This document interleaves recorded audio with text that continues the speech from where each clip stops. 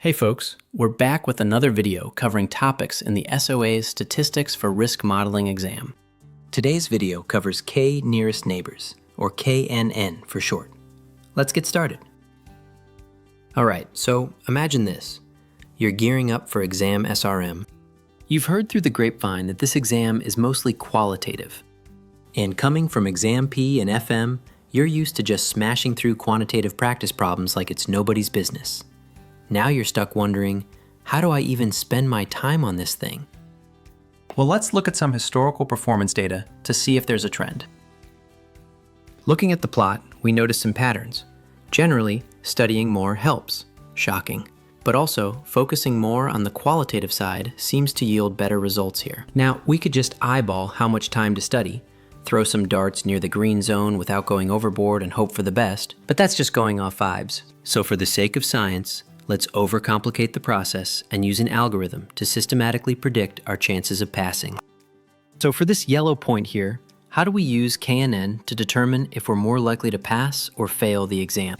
If we zoom in and take a closer look, we can take the point of interest, determine a value for K, let's say K equals 3, and find the 3 points closest to the point of interest.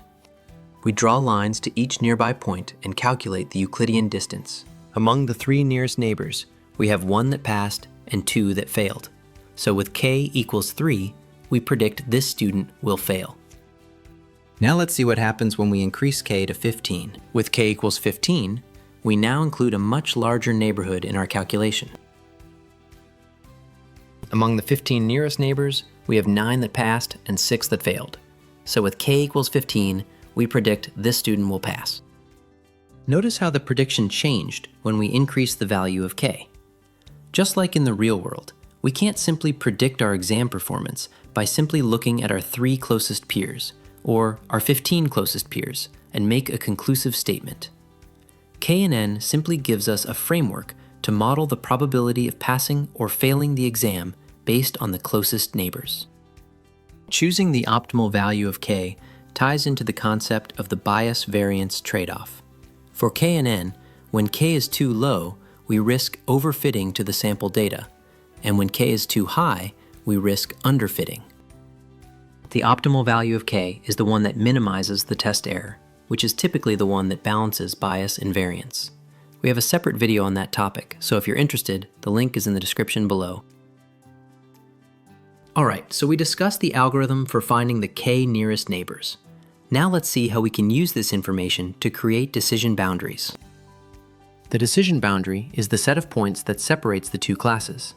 Since we only have 2 classes, the decision boundary is where the probability of passing or failing the exam is equal, or 50%. Notice how the boundary starts very jagged with low K values. The model is highly sensitive to noise. It is overfitted to local data points, creating small pocket boundaries. As K increases, the boundary progressively smooths out. More neighbors contribute to each prediction, filtering out the noise and revealing the general pattern in the data. Looking at a side-by-side comparison, here's what the decision boundaries look like for different K values. We observe the same trend as just discussed. As K increases, the decision boundary progressively smooths out. What happens if we use a different threshold for classifying a pass or fail? Instead of using a 50% threshold, what if we use a 2-to-1 ratio, where the probability of passing the exam is twice as much as the probability of failing the exam? We observe the same trend as before. As K increases, the decision boundary progressively smooths out. However, the boundary is now deeper in the green territory, since we need a higher threshold of passes to classify a pass. What if we increase the threshold even more, to 80%? In this case, the boundary is even deeper in the green territory. By observing different thresholds from 20% to 80%, we can see how a gradient forms along the decision boundary. This information could be useful in determining the probability of passing the exam for a given set of study hours.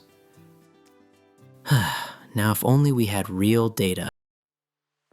Let's look at a simple numerical example to see how we can classify a point using KNN. The table on the screen provides a training dataset containing 6 observations, 3 predictors, and a qualitative response variable.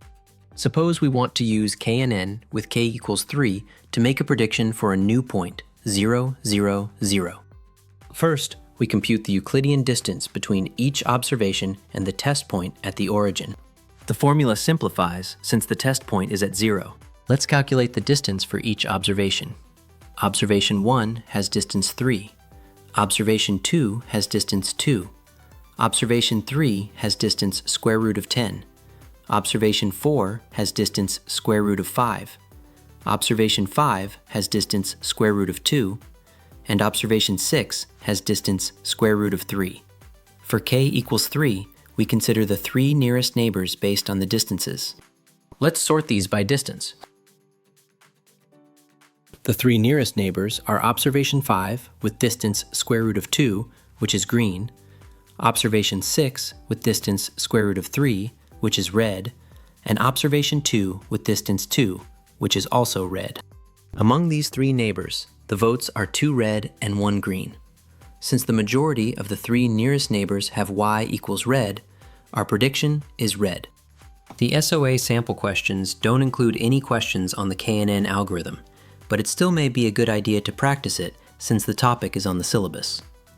This example was modeled after a question from the Actuarial Nexus's question bank.